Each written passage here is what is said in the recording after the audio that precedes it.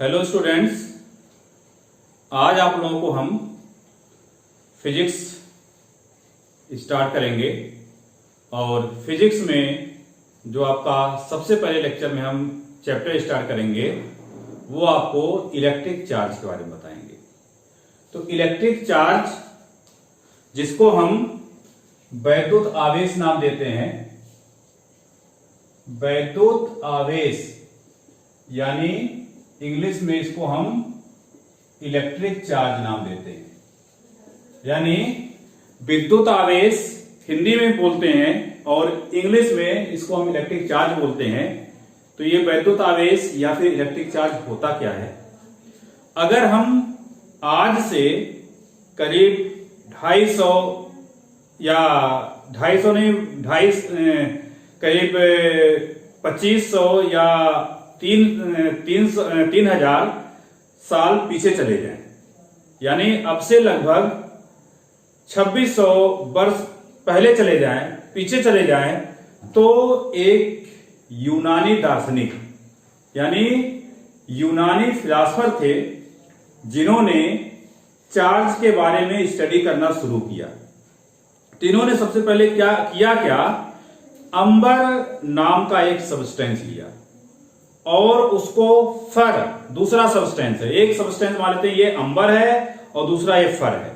इन दोनों को जब एक दूसरे से रब किया, रब करने के बाद इन्होंने ये देखा कि ये दोनों सब्सटेंस, दोनों ऑब्जेक्ट बहुत ही ज्यादा स्मॉल पीसेस को, जैसे तिनके की बात कर लें, हेयर की बात कर लें, या कागज के बहुत छोटे से टुकड़े की बात कर लें, तो इन सबको ये अपने तरफ अट्रैक्ट करने लगे। यानी इन दोनों सब्सटेंस में बहुत स्मॉल पीसेस को अपनी तरफ अट्रैक्ट करने की प्रॉपर्टी आ गई, यानी आकर्षित करने का गुण आ गया। तो उसके बाद इन्होंने आगे बढ़ता गया, एक्सपेरिमेंट होता गया और बाद में इन्होंने ये देखा कि अंबर और फर ही नहीं, इस तरह के बहुत सारे सब्सटेंस, जैसे आपका ग्लास है, कैट स्किन है, सिल्क है, अंबर है, इन सब सब्सटेंस को आपस में अगर रब करते हैं, रब करने के बाद ये देखते हैं तो इन सब में भी स्मॉल पीसेस को अपनी तरफ अट्रैक्ट करने की प्रॉपर्टी आ गई। और स्मॉल पीसेस को अपनी तरफ अट्रैक्ट करने की जो प्रॉपर्टी आई वो किसकी वजह से आई? वो चार्ज की वजह से आई। तो चार्ज होता क्या है? चार्ज किसी भी ऑब्जेक्ट, चार्ज की वजह से कोई भी ऑब्जेक्ट दूसरे ऑब्जेक्ट के ऊपर फोर्स अप्लाई करने लगता है। तो इन साइंटिस्ट ने यह बताया। इसके बाद बहुत सारे एक्सपेरिमेंट हुए। एक्सपेरिमेंट होने के बाद अलग अलग सब्सटेंस को दूसरे सब्सटेंस से रब किया गया। जैसे हम एग्जांपल ले ले, ग्लास की बात कर ले। अगर हम ग्लास को सिल्क, जिसको हम रेशम बोलते हैं, यानी ग्लास और सिल्क की बात करें, दो अलग अलग सब्सटेंस लिए, इनको आपस में रब किए। रब करने के बाद हम देखते हैं कि ये ये ग्लास या सिल्क स्मॉल पीसेस को अपनी तरफ अट्रैक्ट करने लगे। सेम इसी तरह से ग्लास को अगर हम सिल्क से रब करने के बाद हम एक ग्लास की रॉड लेते हैं, एक सिल्क की रॉड लेते हैं, आपस में रब किए। रब करने के बाद ग्लास को कहीं से पर लटका दिए। फिर इसके बाद ग्लास को हम क्या करते हैं, आपका रबड़ ले लेते हैं।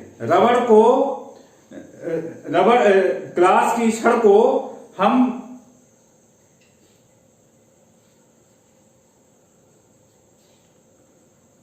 जो आपका रबड़ होता है, रबड़ को हम, एक सब्सटेंस होता फर है, फर से रब करते हैं और फर से रब करने के बाद इस हम रबड़ को भी अलग जगहों पर लटका देते हैं। तो इसको हम फिर से देखते हैं। सबसे पहले हम ग्लास की छड़ लेते हैं, उसको हम सिल्क से रब करते हैं। दूसरी ग्लास की छड़ लेते हैं, उसको भी सिल्क से रब करते हैं और दोनों को एक दूसरे के जब पास लाते हैं तो एक दूसरे को दोनों रिपल करने लगते हैं। सेम इस तरह से अगर हम एक ग्लास की रॉड ले लें, उसको सिल्क से रब करके लटका दें, दूसरा हम रबड़ ले लें, रबड़ को फर से रब करके लटका दें, तो दोनों एक दूसरे को अट्रैक्ट करते हैं। सेम इस तरह से दो रबड़ की रॉड को या दो रबड़ को फर से रब करने के बाद उनको पास पास लाते हैं, जो एक दूसरे को रिपल करते हैं। तो हमने यहां से अट्रैक्ट और रिपल करने के बेसिस पर यह कंक्लूजन निकाला कि किसी भी ऑब्जेक्ट के ऊपर जो चार्ज होते हैं वो टू टाइप के होते हैं।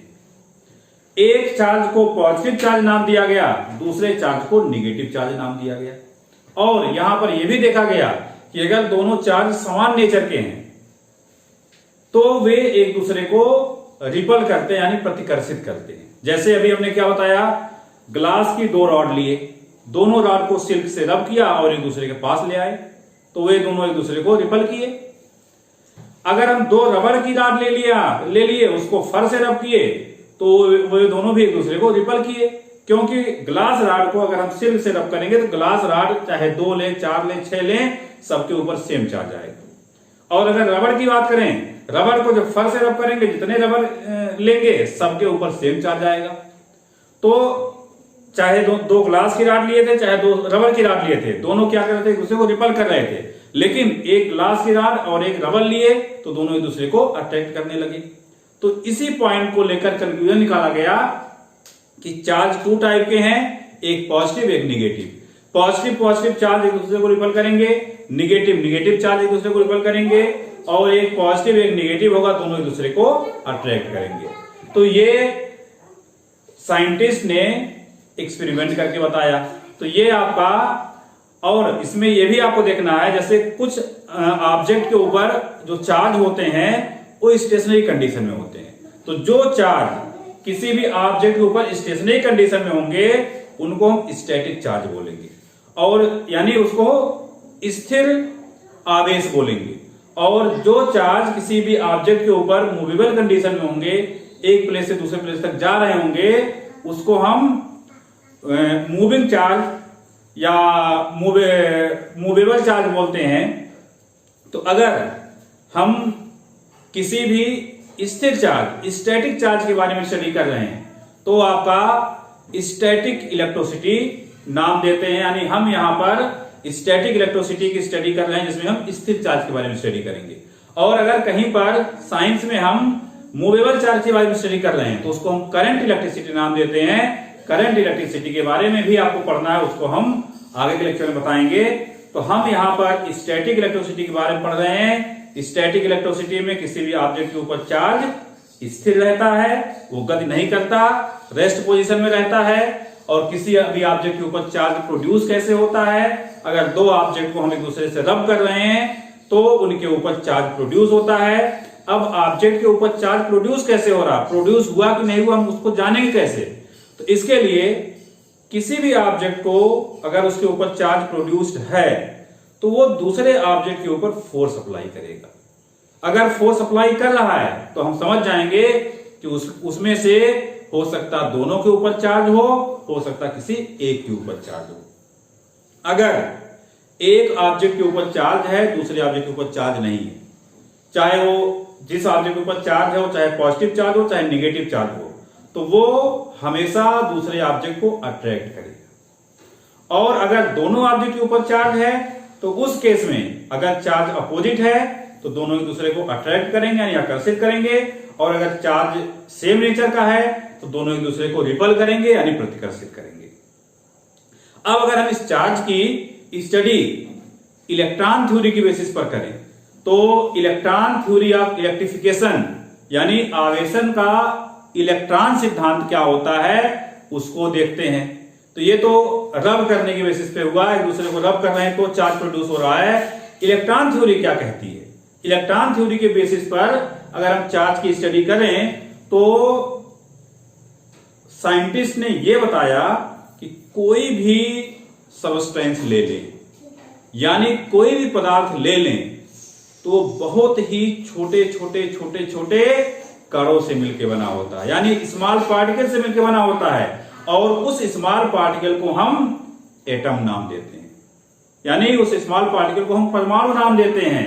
तो अब यहां पर इलेक्ट्रॉन थ्योरी में बताया गया, अगर हम किसी भी ऑब्जेक्ट की बात करें, किसी भी सब्सटेंस की बात करें, तो बहुत छोटे छोटे पार्टिकल से मिलकर बना होता है और उन छोटे छोटे पार्टिकल को हम परमाणु नाम देते हैं, उस छोटे छोटे पार्टिकल को एटम नाम देते हैं। एटम जो होता है वो फिर से 3 फंडामेंटल पार्टिकल से मिलकर बना होता है। यानी अगर हम एक ऑब्जेक्ट की बात करें तो एक ऑब्जेक्ट जो होगा बहुत छोटे छोटे स्मॉल पार्टिकल, जिसको हम एटम नाम देते हैं, हिंदी में बोलते हैं परमाणु। तो कोई भी पदार्थ, कोई भी ऑब्जेक्ट जो है वो किससे मिलकर बना होता है? छोटे छोटे परमाणुओं से मिलकर बना होता है। और जो परमाणु है यानी एटम है वो 3 फंडामेंटल पार्टिकल, 3 मूल कणों से मिलकर बना होता है। वो तीनों मूल कण है क्या चीज? इलेक्ट्रॉन, प्रोटॉन और न्यूट्रॉन। तो आप सभी लोग जानते हैं इलेक्ट्रॉन, प्रोटॉन, न्यूट्रॉन के बारे में नाम सुन रखे हैं, पढ़े भी हैं। इलेक्ट्रॉन एक ऐसा फंडामेंटल पार्टिकल होता है जिसके ऊपर निगेटिव चार्ज होता है, यानी ऋणात्मक आवेश होता है। प्रोटॉन एक ऐसा फंडामेंटल पार्टिकल होता है जिसके ऊपर पॉजिटिव चार्ज होता है, धनात्मक आवेश होता है। और न्यूट्रॉन एक ऐसा फंडामेंटल पार्टिकल है जिसके ऊपर कोई आवेश नहीं होता, यानी न्यूट्रल होता है। तो हम अब सबसे पहले इन सब के बारे में, इलेक्ट्रॉन, प्रोटॉन, न्यूट्रॉन के बारे में थोड़ी सी स्टडी कर लें। Electron negative charge, proton positive charge, neutron neutral होता है। ये जो तीनों पार्टिकल्स होते हैं ये एटम के अंदर होते हैं। किसी भी एटम का जो साइज होता है वो 10⁻⁻10 मीटर के रेंज में होता है। 10⁻⁻10 की बात करें बहुत ही छोटा हो जाएगा। यानी कोई भी ऑब्जेक्ट यानी कोई भी पदार्थ है जिन छोटे छोटे पार्टिकल से मिलकर बना होता है, उन छोटे छोटे पार्टिकल का जो साइज होता है वो इस रेंज का होता है, 10⁻10 मीटर के रेंज में होता है। इसी 10⁻10 मीटर के रेंज में ही तीनों पार्टिकल रहते हैं। अब इसमें 10⁻10 मीटर के रेंज में एक और भी छोटा सा स्पेस होता है, छोटा सा प्लेस होता है जिसका रेंज 10⁻15 मीटर के रेंज में हो गया। अब कुछ लोग ये बस सोचना कि 10⁻15 लिखा है, 10⁻10 लिखा हुआ है, निगेटिव में पावर लगा हुआ है। अगर निगेटिव में पावर की वैल्यू बढ़ती है तो छोटा होता जाता है, यानी 10⁻15 मीटर का जो रेंज है वो बहुत ही छोटा स्पेस हो गया। तो अगर हम एक एटम की बात करें, ये हमने मान लिया एक एटम है, इसका जो रेंज है वो 10⁻10 मीटर का है। तो इसके सेंटर पर एक छोटा सा और जगह होगा, ये छोटा सा जगह इसके सेंटर पर है जिसका रेंज 10⁻15 मीटर का है। इस 10⁻15 मीटर वाले रेंज को हम न्यूक्लियस नाम देते हैं, इसको नाभिक बोलते हैं। और उस न्यूक्लियस के अंदर आपका प्रोटॉन और न्यूट्रॉन, ये 2 फंडामेंटल पार्टिकल जो हैं वो इस न्यूक्लियस के अंदर रहते हैं।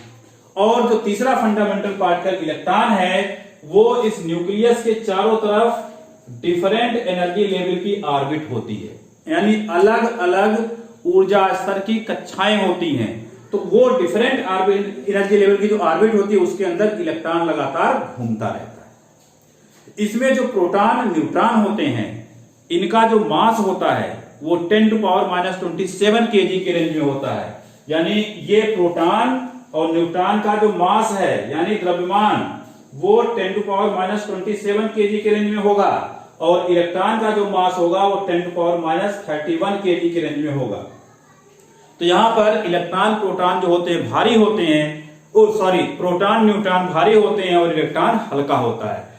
इलेक्ट्रॉन का जो मास होता है प्रोटॉन न्यूट्रॉन के मास का 1/1000 मतलब 1/1000वां पार्ट होता है, इतना छोटा होता है। तो हम ये कह सकते हैं किसी भी एटम का जो सबसे स्मॉलेस्ट प्लेस स्पेस न्यूक्लियस होता है, सबसे छोटा भाग नाभिक होता है, उस नाभिक के अंदर ही उस पदार्थ का लगभग पूरा का पूरा द्रव्यमान यानी अप्रोक्सीमेटली टोटल मास जो होता है वो न्यूक्लियस के अंदर होता है। क्योंकि इलेक्ट्रॉन का मास 1000 टाइम छोटा होता है तो इलेक्ट्रॉन के मास को हम बहुत हल्का यानी एक तरीके से कह नगण्य मान लेते हैं। अब अगर हम पदार्थ को रगड़ते हैं, रब करते हैं, तो ये जो इलेक्ट्रॉन होते हैं डिफरेंट एनर्जी लेवल में घूमते रहते हैं उनको, और एक चीज यहां पे और समझ लें, यहां पर न्यूक्लियस के अंदर प्रोटॉन है और न्यूट्रॉन है, इलेक्ट्रॉन यहां सब है, इलेक्ट्रॉन पर निगेटिव चार्ज है और प्रोटॉन पे पॉजिटिव चार्ज है। तो इलेक्ट्रॉन प्रोटॉन क्या करेंगे, एक दूसरे को अट्रैक्ट करेंगे।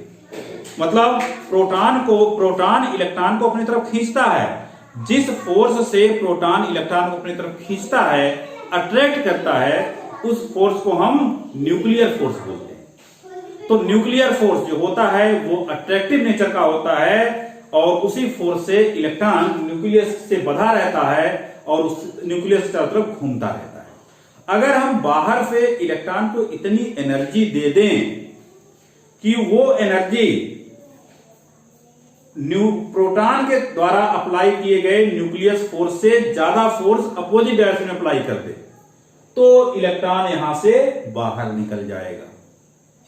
नॉर्मल कंडीशन में किसी भी एटम के अंदर number of proton, number of electron equal होते हैं। जब इक्वल होते हैं, और एक चीज ध्यान देना है, प्रोटॉन और इलेक्ट्रॉन के ऊपर जो आवेश होता है, चार्ज होता है, नेचर अलग अलग होता है, पॉजिटिव निगेटिव अलग अलग नेचर होता है, लेकिन उसकी वैल्यू जो होती है वो सेम होती है। वो सेम होती कितनी है, 1.6 इंटू 10⁻⁻19 कूलम का प्रोटॉन के ऊपर पॉजिटिव, इलेक्ट्रॉन के ऊपर निगेटिव। तो अगर पॉजिटिव निगेटिव चार्ज किसी भी एलिमेंट के अंदर बराबर है तो एक दूसरे को न्यूट्रल कर देंगे। यानी जनरली जो एटम होते हैं वो न्यूट्रल होते हैं, लेकिन अगर उन्हें बाहर से एनर्जी मिलती है, कोई इलेक्ट्रॉन बाहर निकल जाता है, तो जिस एलिमेंट से इलेक्ट्रॉन निकलेगा उस पर पॉजिटिव चार्ज होगा और जिस एलिमेंट के ऊपर इलेक्ट्रॉन जाएगा उस पर निगेटिव चार्ज होगा। क्योंकि इलेक्ट्रॉन के ऊपर ऑलरेडी निगेटिव चार्ज है, तो जहां से निकलेगा उसके पास निगेटिव चार्ज कम हो जाएगा, पॉजिटिव चार्ज बढ़ जाएगा, तो रिजल्टेंट पॉजिटिव हो जाएगा। और जिसके पास जाएगा वहां पर निगेटिव चार्ज ज्यादा हो गया, पॉजिटिव कम हो गया, तो रिजल्टेंट निगेटिव हो जाएगा। तो इस तरह से हम इलेक्ट्रॉन थ्योरी के बेसिस पर किस तरह से किसी भी एलिमेंट, किसी भी पदार्थ के ऊपर पॉजिटिव चार्ज या निगेटिव चार्ज जनरेट होता है उसकी हमने स्टडी की। यानी पॉजिटिव या निगेटिव चार्ज का जनरेशन जो होता है इलेक्ट्रॉन के ट्रांसफर की वजह से होता है। अगर किसी भी एलिमेंट के ऊपर इलेक्ट्रॉन की वैल्यू नॉर्मल कंडीशन से कम हो रही है तो उस पर पॉजिटिव चार्ज होगा, नॉर्मल कंडीशन से ज्यादा हो रही है तो उसके ऊपर नेगेटिव चार्ज होगा। अब किसी भी एलिमेंट पर अगर इलेक्ट्रॉन जा रहा है यानी उस पर निगेटिव चार्ज जनरेट हो रहा है, तो उसका जो मास होगा वो नॉर्मल कंडीशन से बढ़ जाएगा, और किसी भी पॉजिटिव चार्ज जनरेट हो रहा है तो उसका मास जो होगा नॉर्मल कंडीशन की कंपैरिजन में कम हो जाएगा, क्योंकि वहां से इलेक्ट्रॉन निकला है। तो ये है किसी भी एलिमेंट के ऊपर चार्ज कैसे जनरेट होता है, चाहे हम रब करके स्टडी करें या फिर इलेक्ट्रॉन थ्योरी के बेसिस पर स्टडी करें। तो इलेक्ट्रॉन कॉन्सेप्ट ऑफ चार्ज का ये स्टेटमेंट है। इसके बाद जो बहुत इंपॉर्टेंट टॉपिक है वो कूलम्स लॉ है, कूलम्स लॉ ऑफ इलेक्ट्रोस्टैटिक्स। यानी इलेक्ट्रोस्टैटिक्स से रिलेटेड कूलम का नियम। तो कूलम के नियम के बारे में स्टडी करने से पहले हम आपको कुछ बातें बता दें कि जो कूलम्स का नियम है, कूलम्स लॉ है, वो सिर्फ पॉइंट चार्ज के लिए, पॉइंट एंड स्टेशनरी चार्ज के लिए एप्लीकेबल है। मतलब जो चार्ज है वो पहली बात तो स्थिर अवस्था में होनी चाहिए, रेस्ट पोजीशन में होनी चाहिए, और वो पॉइंट शेप का होना चाहिए, बहुत ही सूक्ष्म होना चाहिए, बहुत ही छोटे आकार का होना चाहिए। तो पॉइंट चार्ज, यानी इसको पॉइंट चार्ज को हिंदी में बोलते हैं बिंदु आवेश। तो बिंदु आवेश होता क्या है पहले उसे हम समझ ले। तो अगर किसी भी दो आवेश का जो शेप है वो उनके बीच के डिस्टेंस, यानी बीच की डिस्टेंस मतलब जिसको हम सेपरेटिंग डिस्टेंस बोल सकते हैं। जैसे एक चार्ज हम यहां ले लें, दूसरा चार्ज यहां ले लें, इन दोनों चार्ज के बीच की जो डिस्टेंस है, अगर ये डिस्टेंस उनके आकार यानी उनके साइज की कंपैरिजन में बहुत ज्यादा हो, यानी अगर चार्ज का साइज जो है, चार्ज का आकार है, आवेश का आकार उनके बीच की दूरी की तुलना में बहुत कम हो। नहीं, हाँ ठीक है, आकार बीच की दूरी की तुलना में बहुत कम हो, यानी इसको इंग्लिश में बोलेंगे if size of charge is very small as compare to separating distance between them, then charge is known as point charge. अगर किसी दो आवेश के बीच की दूरी या ये कह लें किसी दो आवेश का आकार उनके बीच की दूरी की तुलना में बहुत कम हो, तो उस आवेश को हम बिंदु आवेश बोलते हैं। तो अब हम बिंदु आवेश पर आधारित कूलम के नियम की स्टडी करते हैं।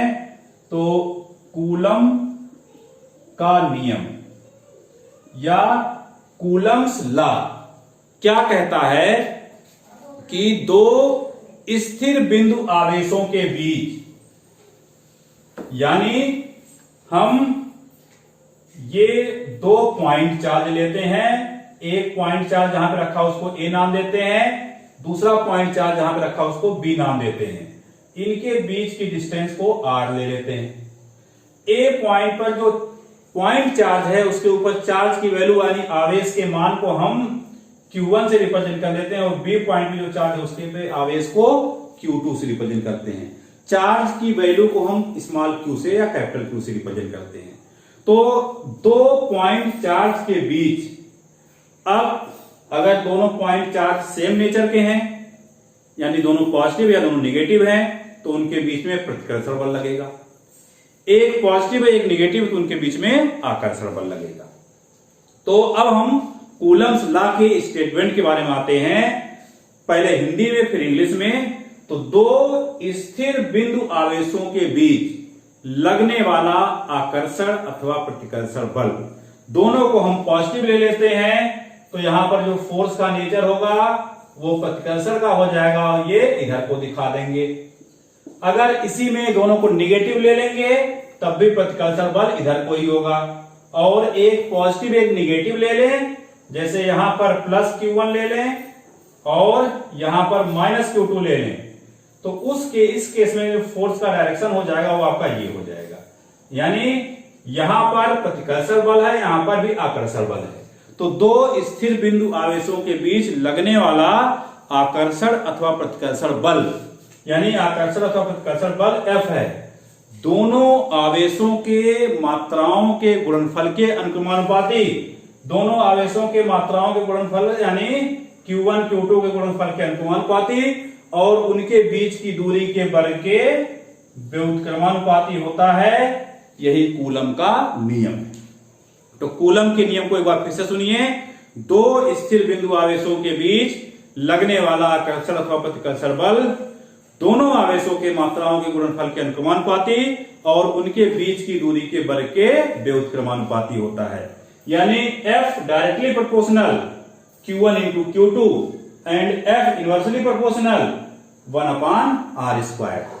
इसको अगर हम इंग्लिश में बात करें, according to Coulomb's law of electrostatics, the force of attraction और repulsion between two stationary point charges is directly proportional to product of their magnitude and inversely proportional to square of distance between them। तो statement के हिसाब से आपका पहला relation बना F proportional Q1 into Q2 और दूसरा F प्रोपोर्शनल 1/r²। अगर हम इन दोनों को कंबाइन कर दें तो यहां से क्या निष्कर्ष निकलेगा, F proportional Q1 Q2/r²। Proportionality के साइन को हटाते हैं तो एक कांस्टेंट लगता है, यानी F equal to K Q1 Q2/r²। यहां पर जो K है वो प्रोपोर्शनलिटी कांस्टेंट यानी समानुपाती नियतांक है, और इस नियतांक की जो वैल्यू होती है K की होती है 9 × 10⁹ न्यूटन मीटर स्क्वायर पर कूलम स्क्वायर होता है। तो अगर हम इसकी वैल्यू तो हमको याद करनी पड़ेगी 9 × 10⁹, लेकिन अगर यूनिट भूल जाता है तो हम यहां से यूनिट को सॉल्व करके निकाल सकते हैं। तो तो अगर हम यहां से K की वैल्यू निकाल लें तो K इक्वल टू आ जाएगा FR square upon Q1 into Q2। F क्या है? फोर्स है, बल है। बल का मात्रक आपका न्यूटन होता है। R क्या है? दूरी है, डिस्टेंस है। इसका यूनिट मीटर स्क्वायर। और चार्ज यानी आवेश का मात्रक कूलम होता है। तो 2 बार कूलम इंटू कूलम, कूलम का स्क्वायर। तो यहां से ये K की यूनिट आ गई। अब हम इस K की वैल्यू दूसरा भी लिखते हैं। K इक्वल टू होता है 1/4 पाई एप्सिलॉन नॉट। तो अगर K की ये वैल्यू यहां पुट कर दें तो फार्मूला क्या आ जाएगा? F equal to 1/4 pi epsilon naught Q1 Q2 upon R square. इस एप्सिलॉन नॉट को हम निर्वात की वैद्युतशीलता बोलते हैं, जिसको हम परमिटिविटी ऑफ फ्री स्पेस बोलते हैं। और इस एप्सिलॉन नॉट की जो वैल्यू होती है वो 8.85 इंटू 10⁻12, यानी epsilon naught equal to 8.85 into 10⁻12 unit क्या होगा? इसका उल्टा हो जाएगा, यानी कूलम स्क्वायर पर न्यूटन मीटर स्क्वायर हो जाएगा। ये एप्सिलॉन नॉट की वैल्यू है और ये यूनिट है। इसके बाद आपका आता है electric field of A point charge. Electric field of A point charge की स्टडी करने से पहले इलेक्ट्रिक फील्ड होता क्या है उसको जानिए। तो अभी हमने बताया कि किसी भी ऑब्जेक्ट के ऊपर अगर कोई आवेश आता है तो वो ऑब्जेक्ट दूसरे ऑब्जेक्ट के ऊपर फोर्स अप्लाई करता है। वो फोर्स अट्रैक्टिव भी हो सकता है, रिपल्सिव भी हो सकता है। तो हम सपोज कर लें ये आपका एक ऑब्जेक्ट है जिसके ऊपर पॉजिटिव चार्ज है। तो ये जो ऑब्जेक्ट जिसके ऊपर पॉजिटिव चार्ज है, धनात्मक आवेश है, ये अपने चारों तरफ दूसरे आवेश को अपनी तरफ अट्रैक्ट भी कर सकता है, अपने से दूर भी कर सकता है, मतलब रिपल भी कर सकता है, यानी दूसरे ऑब्जेक्ट के ऊपर आकर्षण अथवा प्रतिकर्षण बल लगा सकता है। लेकिन अब इस आवेश का अपने चारों तरफ आकर्षण अथवा प्रतिकर्षण बल लगाने का एक रेंज होगा। ऐसा नहीं कि कहीं पर दूसरा आवेश रख दे तो वहां तक उसको आकर्षित अथवा प्रतिकर्षित करेगा, ये नहीं है, उसका भी एक रेंज होता है।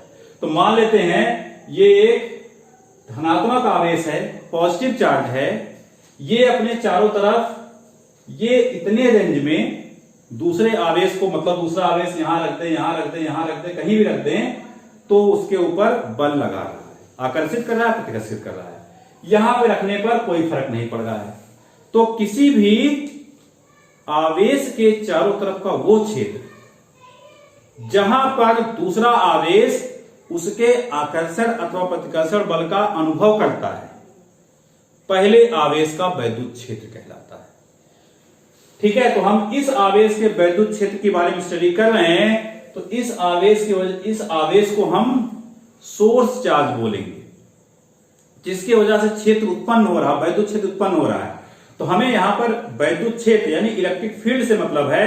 तो इलेक्ट्रिक फील्ड यानी वैद्युत क्षेत्र होता क्या है, पहले हम हिंदी में देखते हैं। किसी भी आवेश के चारों तरफ का वो क्षेत्र जहां पर दूसरा आवेश आकर्षण अथवा प्रतिकर्षण बल का अनुभव करता है, पहले आवेश का वैद्युत क्षेत्र कहलाता है। इंग्लिश में the space around any charge body in which other body experiences a force of attraction और repulsion is known as electric field of first charge. तो इलेक्ट्रिक फील्ड जो होता है उसको हम ई से रिप्रेजेंट करते हैं, कैपिटल ई, और ये आपकी एक वेक्टर क्वांटिटी होती है, सदिश राशि होती है। अब हम मानते हैं इस ई को मैथमेटिकल फॉर्म में एक्सप्रेस करना, फार्मूले के फॉर्म में एक्सप्रेस करना, तो उसके लिए हम क्या करेंगे, ये पहले वाले चार्ज का इलेक्ट्रिक फील्ड है। इस फील्ड के अंदर एक हम Q1 चार्ज को इस ए पॉइंट पर लाते हैं।